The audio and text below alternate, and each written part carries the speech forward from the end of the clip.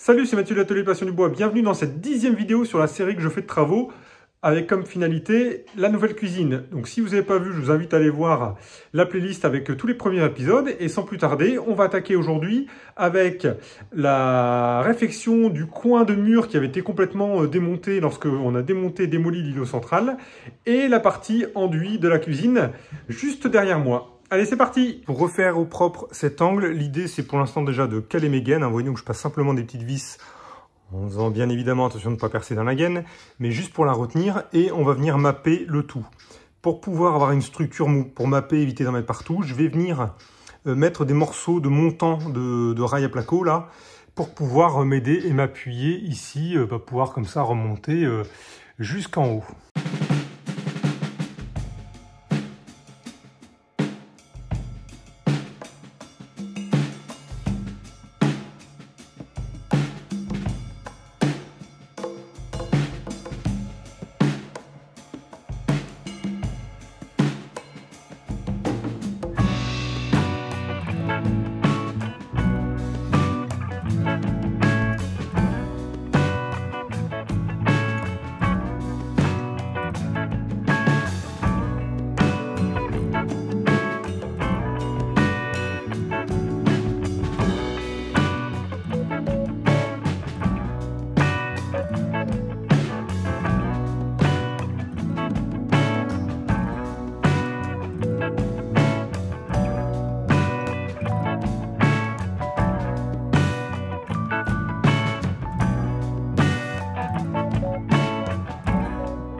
Je suis venu bourrer avec un petit peu de mousse là tout autour des rails que j'ai installés. Encore une fois, l'objectif c'est de ne pas remplir complètement le truc de map. C'est vraiment qu'on ait une structure sur laquelle on va pouvoir s'appuyer et ce qui va me permettre en tout cas de pouvoir faire une première passe.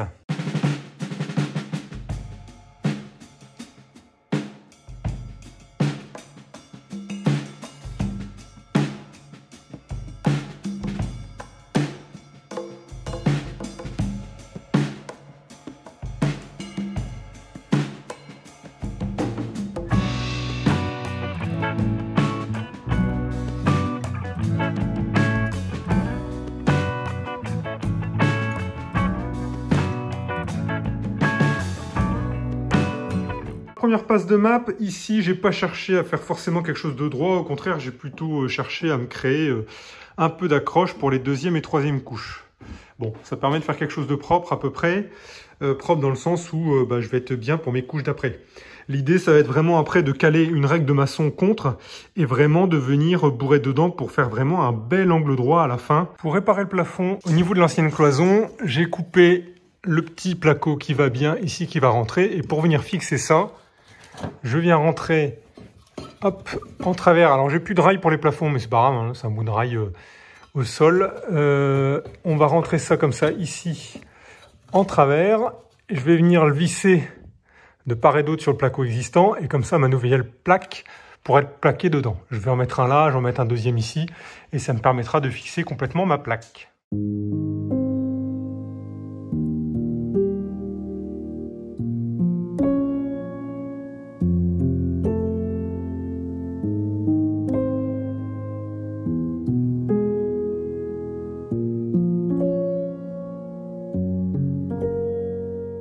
Alors ici, je suis en train de couper au cutter là, toute la jointure entre le mur et le plafond qui a été fait comme des sagons auparavant. Je pense qu'il n'y avait même pas de bande. Le truc, c'est que j'ai pas envie de repeindre tout mon plafond. Donc, de toute façon, je vais d'abord faire mon enduit sur le mur. Après, j'essaierai de faire un petit joint acryl qui cache le mieux et peut-être quelques petites retouches tout autour. On devrait être bon. Je vais profiter aussi pour bien tout remastiquer les endroits où il y a un petit peu de place là-dessus. Vous voyez, tout est un peu comme ça, un petit peu merdique. Donc on va essayer de refaire un truc clean. Pour le tour de fenêtre, c'est pareil. Vous voyez dans quel état c'est. On va essayer de refaire un truc propre avec des baguettes en médium comme j'avais fait pour le tour des portes dans la buanderie et dans les toilettes. On va attaquer la deuxième passe de map. Alors ici, le but du jeu, c'est quand même là ici de commencer à faire quelque chose de propre. Donc, je vais prendre ma règle de maçon. Je vais venir me caler ici et ça me permettra de venir combler à l'intérieur et de faire une première face à peu près plate. Vous voyez, c'est assez simple. J'ai vraiment mis ici ma règle en alu. Ça me permet moi de venir comme ça complètement mapper et à la fin me repasser ici simplement et ça me permettra d'avoir vraiment mon mur qui va être le plus droit possible. Donc là, je continue comme ça à venir compléter. Je préfère que ce soit un petit peu moins et qu'on puisse rattraper encore à la prochaine passe que l'inverse, que ce soit trop grand et qu'il faille poncer comme un malade après.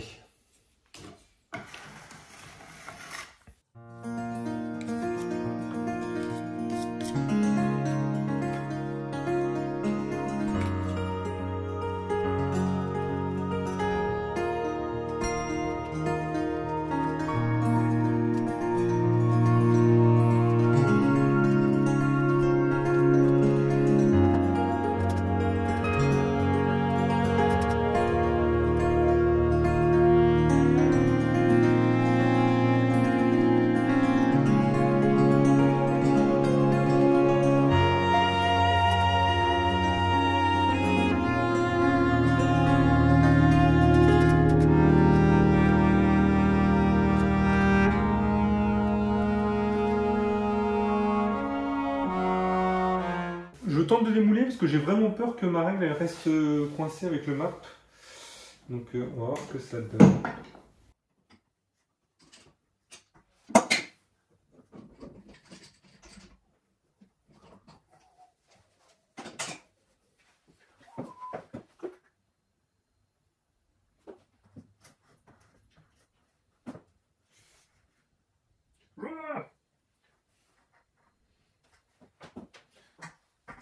À part une ou deux crottes, c'est plutôt pas mal, ça tient en place. Donc je vais garder ça comme ça. Et puis je vais essayer de charger en face. Voilà. Je vais essayer de faire ça. Et moi je vais continuer à charger ici.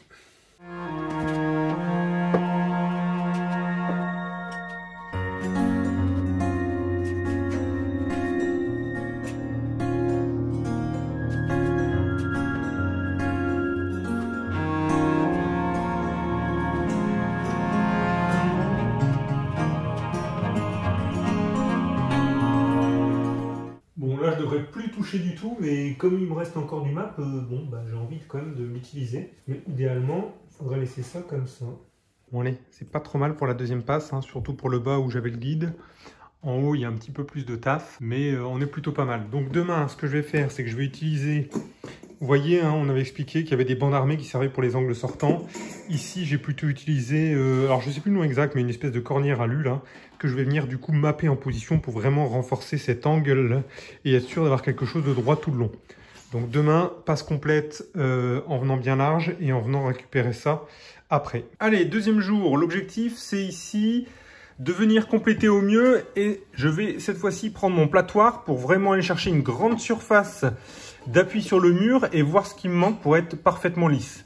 Donc je vais faire nickel cet angle et je vais profiter derrière pour mettre la cornière qu'on viendra bien appliquer en venant faire l'autre angle à côté.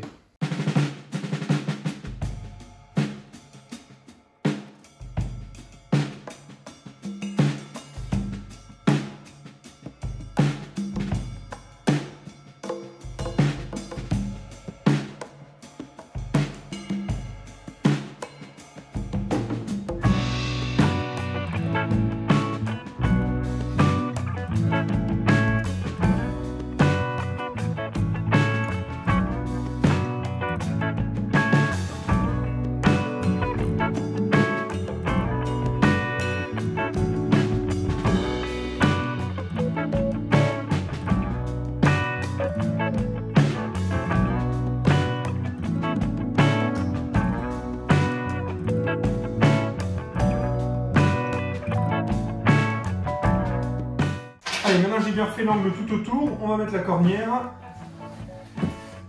Et après je rappliquerai une passe de chaque côté.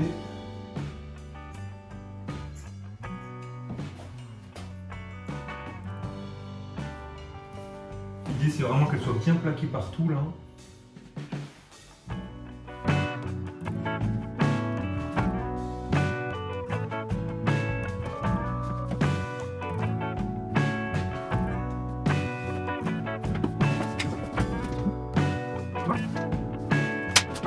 Et le fait d'avoir fait ça, là, d'avoir mis cette baguette, maintenant ça va me donner cette fois-ci un point d'appui sur le mur, un point d'appui sur la baguette. Et pareil de l'autre côté, un point d'appui sur la baguette, un point d'appui sur le mur. Ce qui va me permettre de, voilà, de bien pouvoir refaire avancer moi mon platoir, ma spatule, ce que vous voulez, tout le long. Donc là, je vais faire vraiment une très fine passe et de toute façon, le reste, après, ça se fera bien évidemment à l'enduit de lissage. Mais le fait de coller cette cornière avec le MAP, ça me donne vraiment une super accroche et je suis sûr qu'elle ne va pas se bouger dans le temps.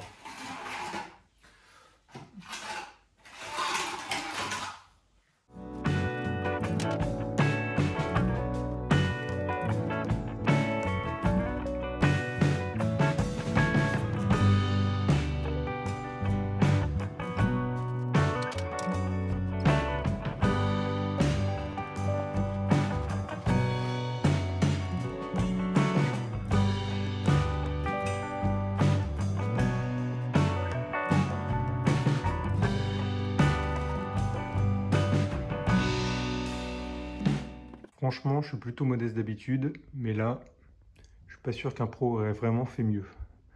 Donc ici, avec 2 couches de MAP, alors bien évidemment, maintenant, il va falloir retravailler tout ça à l'enduit, mais on a vraiment un angle impeccable sur le mur, avec cette petite cornière.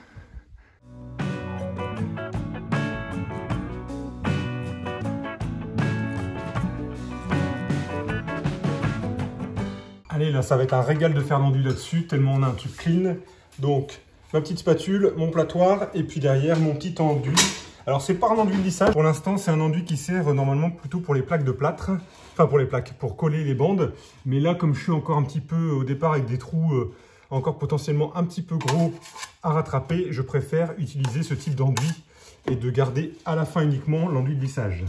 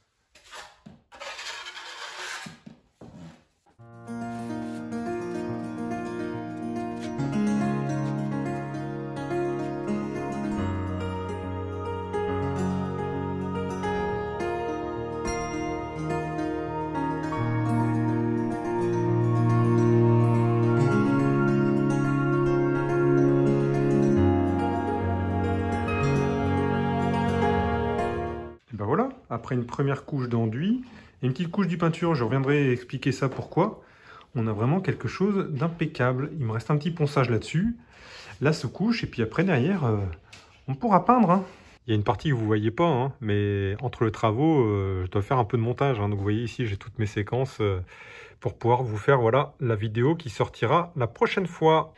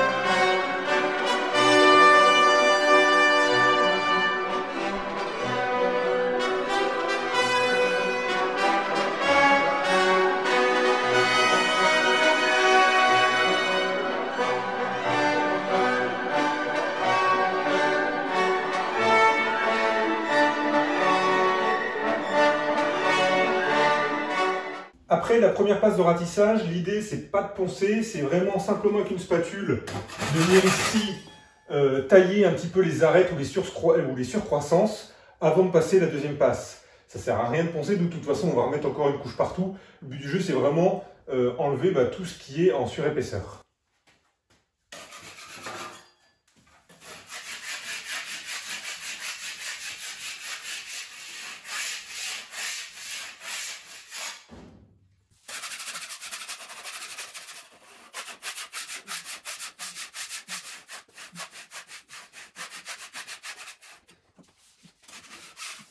Alors sur ce mur-là, je ne sais pas ce qui se passe, j'ai l'impression que mon enduit de lissage, vous voyez tous les petits trous là? Mon enduit de lissage, il réagit avec le mur, ça me fait ça nulle part ailleurs. Ça me fait ça juste sur ce type de carreau de plâtre ici, et ça m'a fait la même chose sur un des murs dans le WC. Donc je ne sais pas pourquoi, ce que je vais faire, c'est que je vais profiter de mon enduit colle normalement pour coller les joints de plaques de plâtre, pour reboucher tous ces trous au maximum, et refaire une espèce de bonne couche d'accroche pour mon enduit de lissage. Je sais pas, il doit y avoir une espèce de vieille réaction chimique qui lui fait des bulles, alors que l'enduit a bien reposé. Vous voyez, là ici, je prépare toujours mon enduit avant, je le laisse reposer quelques minutes avant de m'en servir. Alors ici, ce dont je parlais, c'est ça. Donc voilà, ici, typiquement, petite surcroissance. Et on vient, voilà, simplement un petit peu là-dessus. Là, c'est pareil, une espèce d'arête comme ça. C'est pas grave, hein. Là, tout ça, ça va se rattraper à la deuxième passe.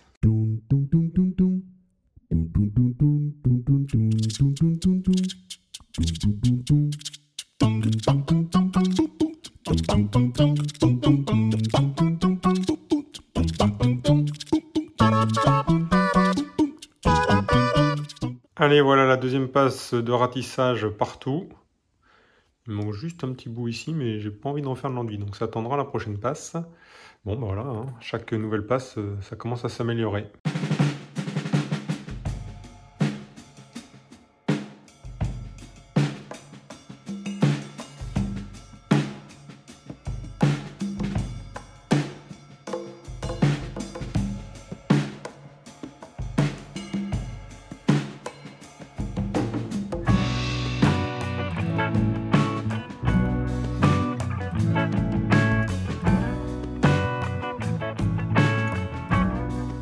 Alors, suite aux deux passes de ratissage, je viens de faire maintenant un ponçage complet du mur, vraiment en m'appliquant bien. Le but, c'est vraiment d'avoir quasiment le rendu final. Donc là, c'est presque bon, c'est quasiment bon. J'ai quelques endroits où je dois faire des petites retouches. Donc le but, c'est pas de refaire maintenant en troisième couche un ratissage complet, mais vraiment juste venir à quelques petits endroits ponctuels, remplir les trous et les creux qui auraient potentiellement pu y avoir.